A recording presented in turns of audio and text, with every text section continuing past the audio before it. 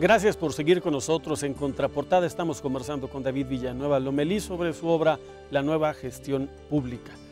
Antes de ir al corte, David, hablábamos de los presupuestos inerciales, de cómo desgraciadamente todavía el gasto público en México no es medido en función del impacto en el bienestar de la población, que muchas veces tenemos la impresión de que se hace por hacer, porque además en muchas ocasiones no se ejerce el gasto con la planeación debida y se terminan haciendo obras un tanto para gastarse el presupuesto, o en casos, por ejemplo, además tan delicados en México como los presupuestos en seguridad, pues a veces lejos de comprar mayor armamento o de utilizarlo en mejores salarios para los policías, pues el presidente municipal se compra una camioneta del año para su uso personal. Así es, Alfonso.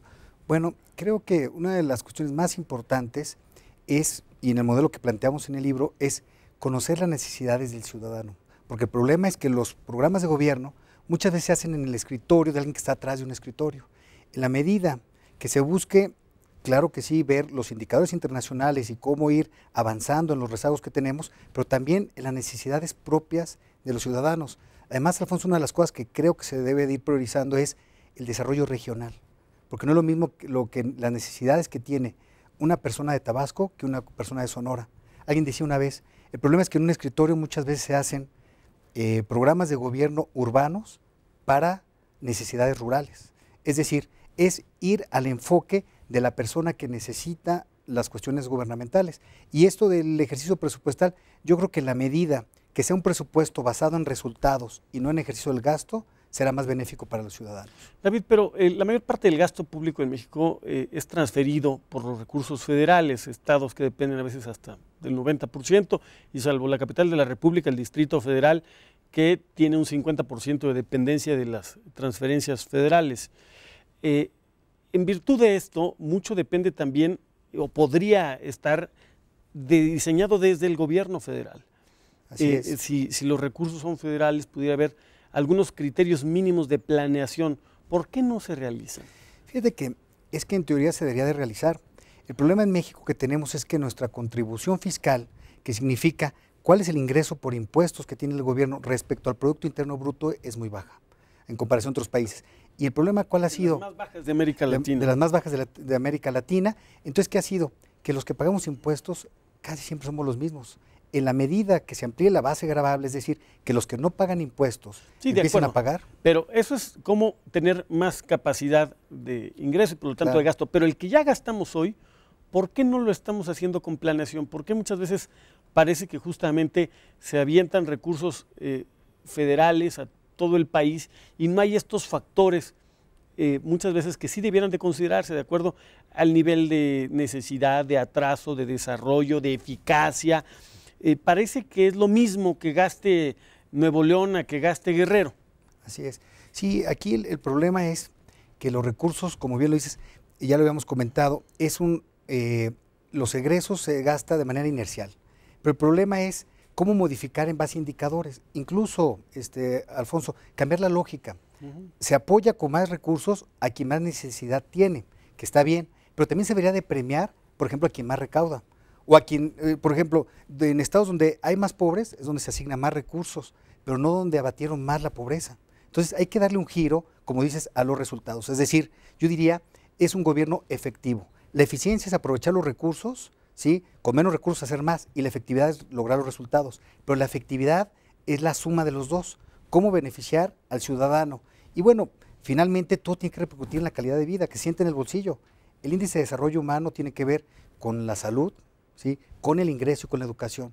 En la medida que esos tres factores mejoren, va a mejorar la calidad de los mexicanos. David, abonando en este sentido, a veces le queda a uno el sabor de boca de que hay estados en los que por algunos sucesos se ha vuelto prioritario su atención, me refiero a Chiapas particularmente, sí, después del levantamiento zapatista de 1994, y Chiapas ha tenido un incremento en las partidas presupuestales federales brutal de aquella época al día de hoy. Y por supuesto que ha habido avances, pero fundamentalmente a veces nos genera la percepción de que los gobernadores, los gobiernos de los estados reciben caudales de recursos que no están bien auditados, que no están bien planeados y que seguramente si comparamos el índice de desarrollo de Chiapas del 94 al 2011 seguramente habrán variado muy poco. Así es. Yo creo que uno de los temas importantes es lo que se conoce como accountability, que es la rendición de cuentas. El gobierno en qué gasta y qué resultados obtiene.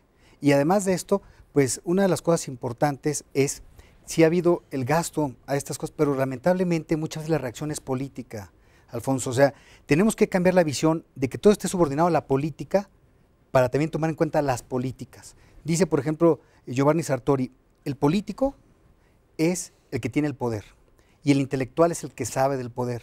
El tecnócrata debería ser el que tiene el poder, pero conoce las herramientas para aplicarlo. ¿Cuál ha sido el problema? Que el tecnócrata se ha perdido la sensibilidad social y hoy decir que eres un tecnócrata es algo peyorativo, cuando debería de ser aquel político que conoce de políticas públicas, es decir, todo tiene que reaccionar a la coyuntura, sino a las necesidades de corto, mediano y largo plazo de la sociedad, porque el problema en México es que todo se piensa en trienios y en sexenios, cuando en otros países se piensa en 20 años o en 30 años o más. Para ponerle un ejemplo a nuestro auditorio, se invirtieron 15,000 millones de pesos en profesionalizar las policías municipales en todo el país. Se capacitaron a miles de policías y el resultado fue que al cambiar las administraciones municipales, cuando se fueron los alcaldes de la mayor parte del país, lo que pasó es que corrieron a ese personal capacitado que ya estaba en una nueva dinámica de las nuevas directrices en materia de seguridad pública. Estos ejemplos en México abundan. El servicio profesional de carrera, el servicio civil, ¿qué incidencia tiene? Te pido que me lo respondas después de este corte. Vamos a un corte, estamos conversando con David Villanueva sobre su obra La Nueva Gestión Pública. Sus opiniones son muy importantes, usted seguramente también conoce algún ejemplo de estos dignos de contarse. Llámenos al buzón de voz al 52 30 30 60 en la Ciudad de México o en el interior de la República Mexicana al 01 800 00 efecto o nuestro correo electrónico, sea donde sea que reciba la señal de Efecto TV, en México, Estados Unidos, Centro y Sudamérica, a contraportada @efectotv.com. Regresamos después de este corte.